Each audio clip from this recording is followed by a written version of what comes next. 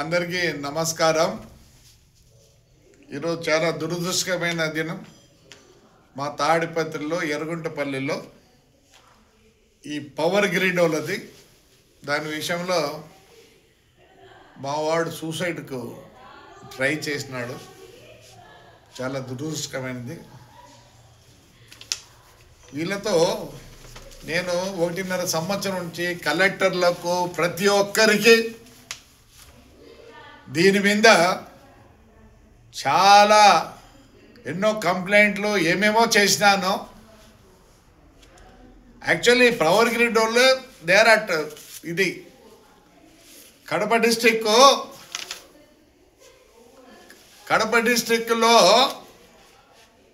ప్రతి డిస్ట్రిక్ట్లో ఏం చేయాలంటే వాళ్ళు అందరినీ పిలిపించి ఎంత ఇవ్వాలా ఏమని రేట్ ఫిక్స్ చేస్తారు. అది ప్రతి డిస్ట్రిక్ట్లో కూడా పిలిచి చేయాల.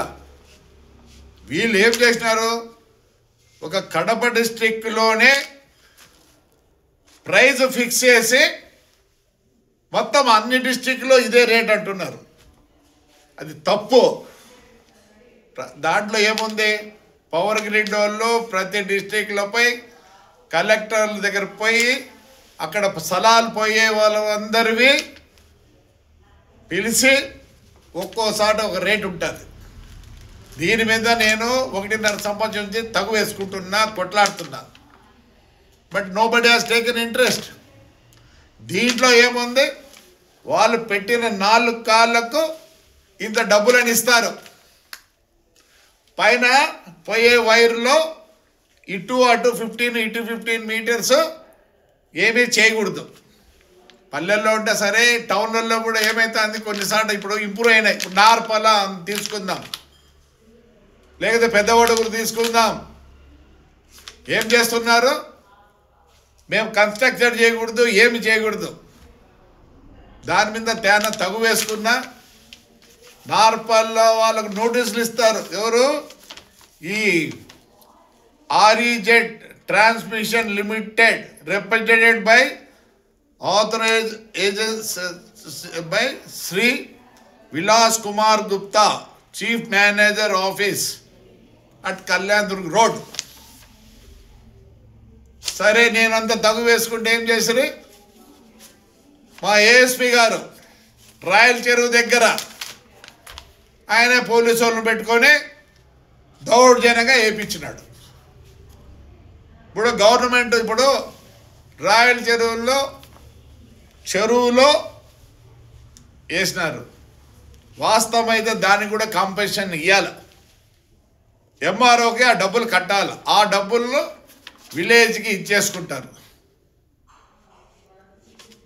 ఇది వాడుకుండేది ఏదో 2 ఎకరాలు 3 ఎకరాలు అంటే వాడు ఈ పొద్దు ఎందుకు చచ్చిపోతాను అంటున్నాడు. వాడికి ఉండేది అది పోతే చనిపోతాడు. ఇవన్నీ ఎవరు పట్టించుకోరు. పోయిన కలెక్టర్కి రిప్రజెంట్ చెప్తే పైనుంచి ఏమంటారు, దౌర్జన్యంగా పోలీసు వాళ్ళని పెట్టి వేపిస్తారా? ఏంది దౌర్జన్యము అసలుకి? ఎప్పుడన్నా ఇప్పుడు ఎక్కడ ఏమైనా ఫ్యాక్టరీ వేస్తామంటే అందరినీ చుట్టుపక్కల వాళ్ళని పిలిచి దాన్ని ఎంత ఫిక్స్ చేస్తారు, రేటు గీటు. ఇది కూడా రూల్ ఉంది. ఏముంది, ప్రతి డిస్ట్రిక్ట్లో కలెక్టర్ గారు అక్కడ కాంపెన్సేషన్ ఇవ్వాల్సిన ఉందని పిలిపించి అప్రూవ్ చేసిన తర్వాతనే ఇది ఇవ్వాలి. ఒక ప్రాణం అవుతుంది. నేను చెప్తున్నా, 15 ఎప్పుడు వస్తానో మొత్తము స్టాప్ చేపిస్తా. పోలీసుల దౌర్జన్యమే. మా ASP అయితే నన్ను ఆయన ఉండి వేపిస్తాడు. ఆయనదేమైంది ఇవన్నీ అసలు మీకు తెలుసా? ఇది ఎంత లాభంలో ఉందో,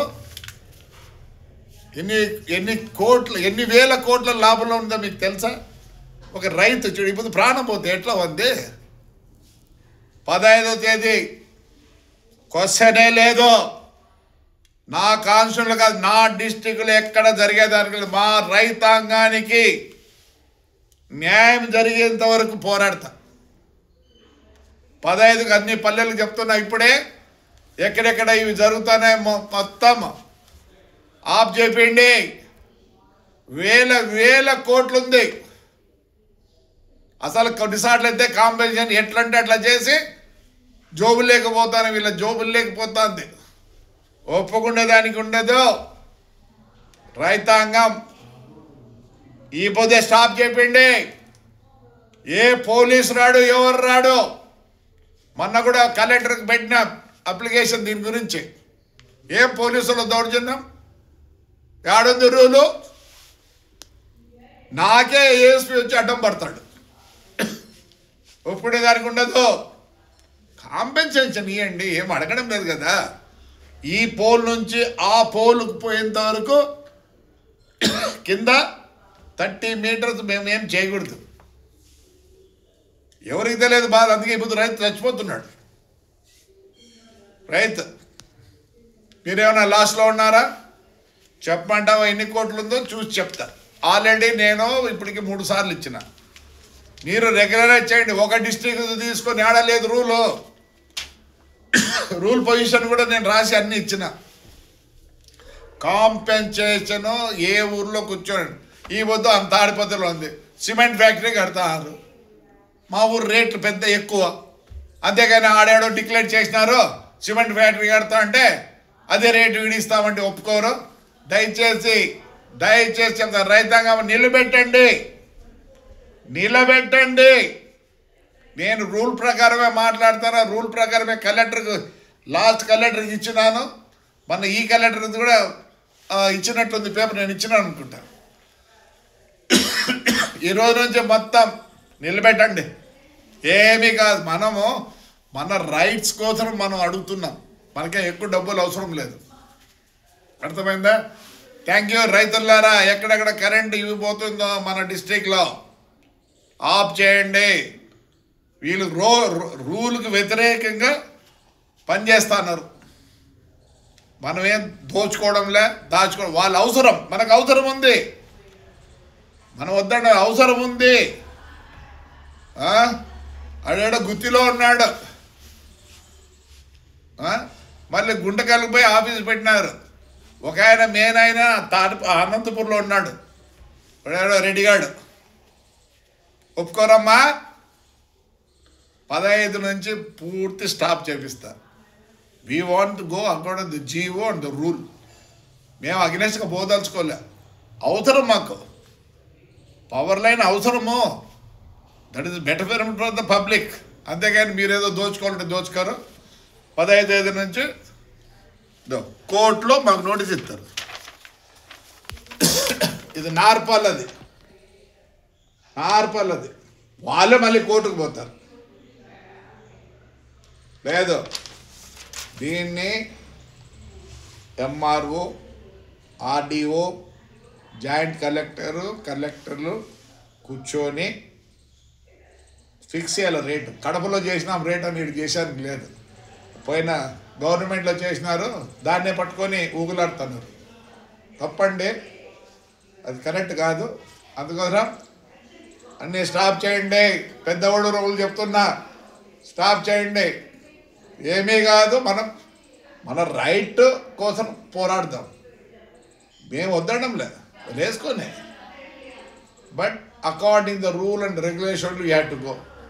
నేను 15th వస్తున్నా, చేయనీను. ఏం పోలీసు వాళ్ళది ఏమైంది? అదే గవర్నమెంట్దే. నేను జీవో ప్రకారం పోవాలంటాను. దీనికి అంతా ఉన్నారు, కాంట్రాక్టర్లు ఉన్నారు. మేము రూల్ ప్రకారం పోవాలనుకుంటున్నాం. చేతనైతే ఇప్పుడు నుంచి స్టాప్ చేయండి. 15 తర్వాత చేయనీను. రైట్ అమ్మా, థ్యాంక్ యూ.